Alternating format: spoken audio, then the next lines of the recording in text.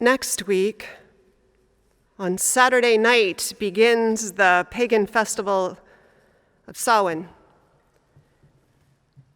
an ancient Celtic festival that carries through until the following day. A festival that traditionally comes at the end of the harvest season, rich with rituals and stories.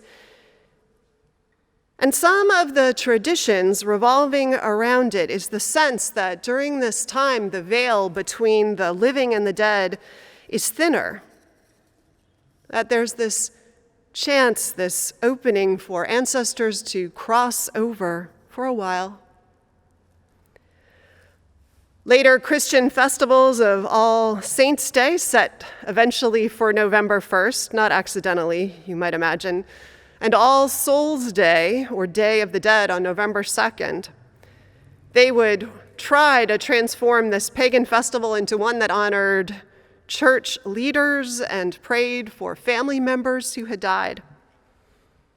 But in many places, including Mexico and the Philippines, this idea that lost loved ones were closer at this time of year, close enough to join you in a picnic, in the merriment and food of a reunion at the grave, this sense of the world and its possibilities persisted. Every human community finds its way to name the loss of loved ones, finds time to pull them close across the divide, times to name and honor them and what we have lost who are left behind, rituals that paradoxically, I think, make the space for us to listen and attend to what of these beloved family and friends remains with us. This year has been an especially hard year to lose loved ones. Rituals of mourning have been made awkward or impossible, at least to do the way we know how to do them. And that's meant, I think, that losses have felt heavier. And so all the more reason to find and make room in the life of our community this morning to hold some of the losses of this year and to do some of the honoring together. So we will name some of whom we have lost this year, a little bit about them.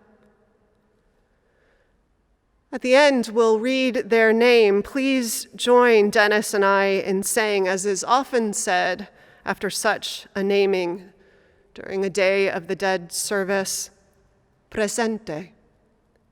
In that way, we acknowledge that those we have called into this space are indeed present again among us.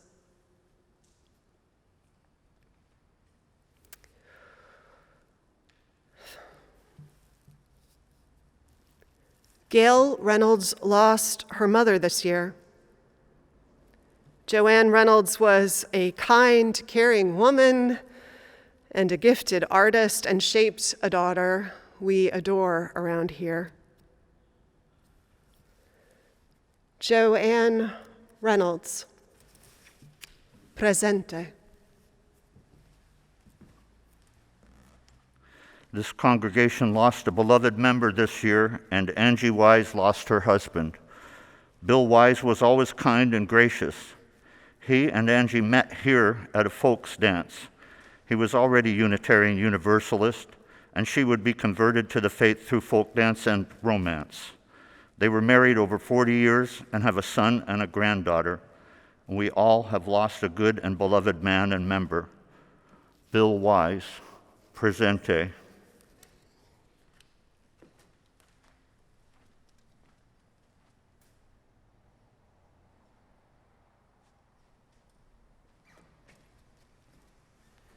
New member Sarah Ellerman lost her father this year.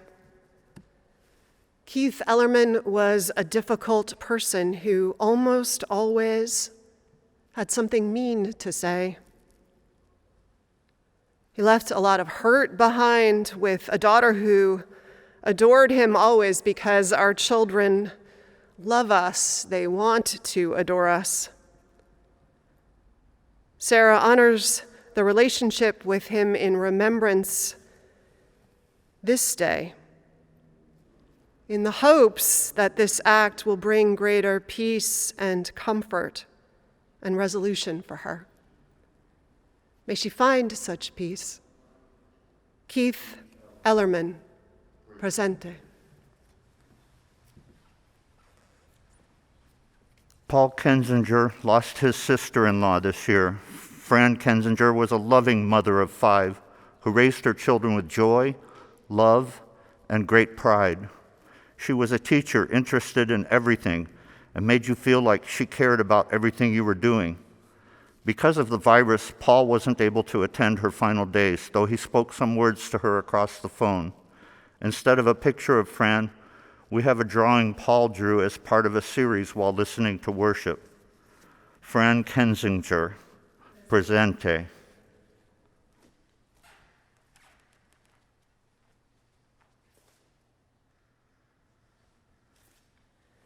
Megan Lemer lost her husband on October 21st of 2019. Les Gottsman was a professor, a writer, a poet, a husband, and father who spent much of his life fighting for human rights, opposing racism and colonialism, from the student riots at Columbia University during Vietnam to supporting Eritreans to gain independence from Ethiopia, to his work with the John Brown Anti-Klan Committee. Les Gottsman, presente. Michelle Garside's husband left this planet for the great beyond, as it is said in his obituary, on December 20th, 2019. Bob Garside was father of 2 daughters, grandfather to 4, an educator and professor. Dr. Bob, as his students called him, was also a passionate supporter of the arts, an equally passionate sports fan, and at the end of his life, a published author. His novel, The String Lady and Pete, is a romance from the man's perspective, published the summer of 2019. Some of his happiest last times were at the launch parties for the book, organized by Michelle and attended by friends and loved ones. Email me, and I'll let you know how you can purchase a copy. Bob Garside, presente.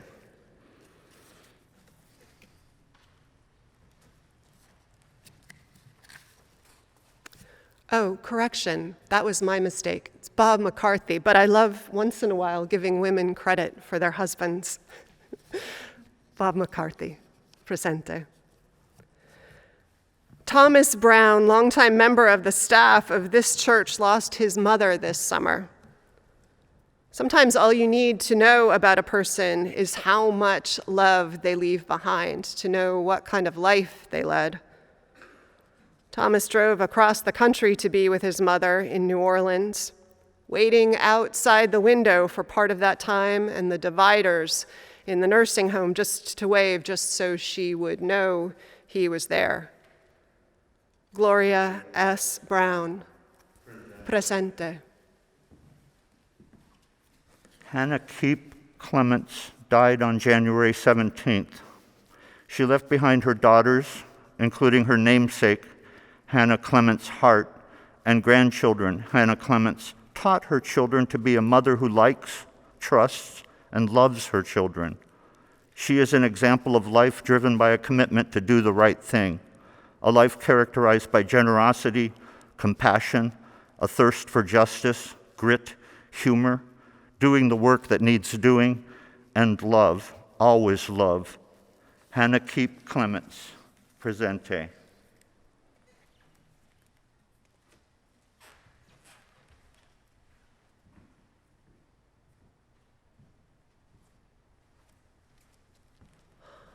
This year, Kelly Murray and Lawrence Pilgrim lost 3 of their parents. In March, Lawrence's mother, Lucia Pilgrim, passed peacefully.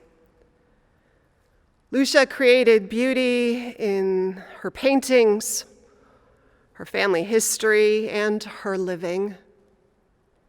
She died surrounded by her husband, William Leopold Pilgrim, and her 4 children, Deirdre, Lawrence, Anthony, and Christopher.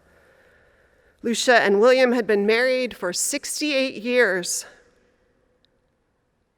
Then 70 days later, Lawrence's father, William, died at the age of 99. William came to this country from Austria. He built a family and a career in architecture almost unimaginable after having lost everything he had in the Holocaust, including his parents and baby sister. The Pilgrims were pillars of the Atlanta UU Church. Then, a week after losing Lawrence's father, the family lost Kelly Murray's father, Bob Murray. Bob, a veteran of the Navy, a wholly good man, fun to be around, devoted to family. He leaves behind his wife, Elisa. Lucia Pilgrim, presente. William Pilgrim, presente. Bob Murray, presente.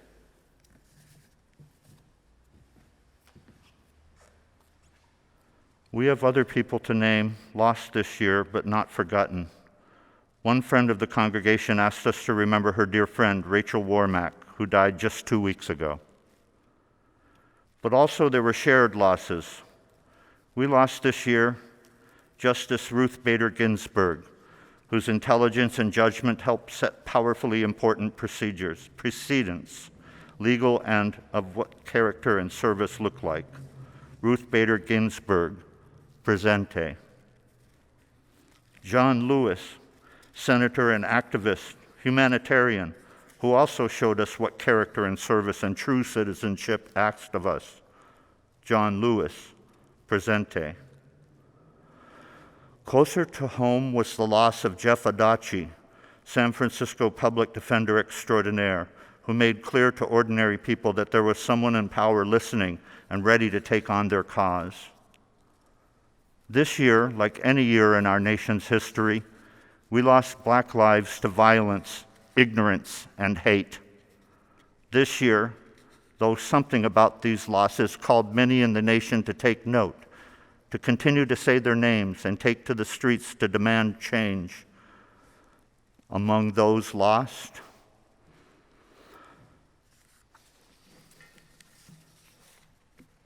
Ahmaud Arbery.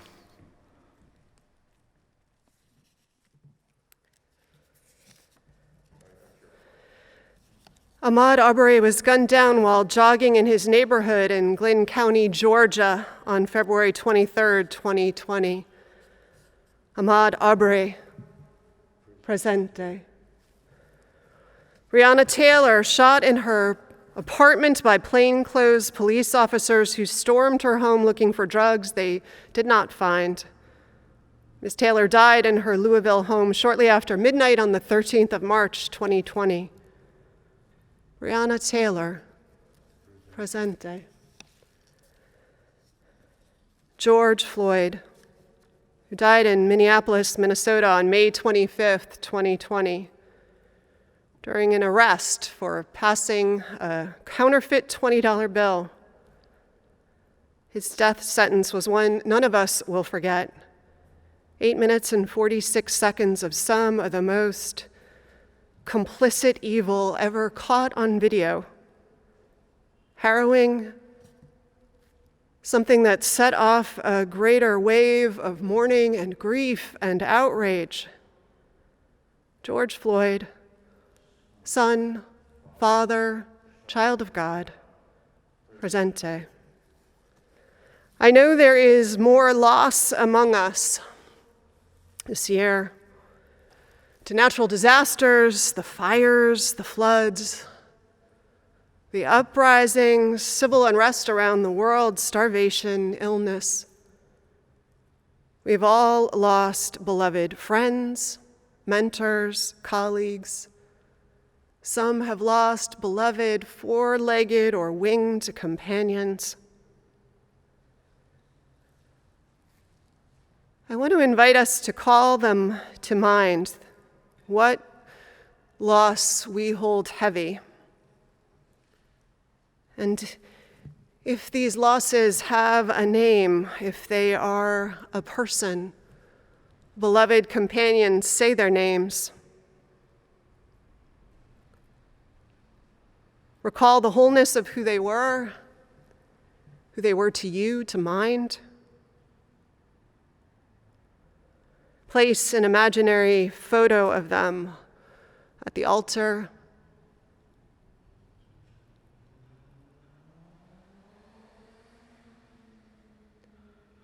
To all of them. To all these we have pictured here and paid some small homage to, and all those you are naming. We say you that we have loved and lost. You, too, all of you are here with us today. Presente. Robert Raines, in his work Going Home, writes, "As we separate and the ties unbind and the threads of our lives disentangle, and we make ready for a new weaving, let us believe in our own hearts that nothing we have shared together that is good will be lost, that all we were takes its honored place in our life's journey, that nothing is canceled, but some things are settled and concluded, that much we cannot say or communicate nonetheless abides and endures, that nothing can separate us from your love."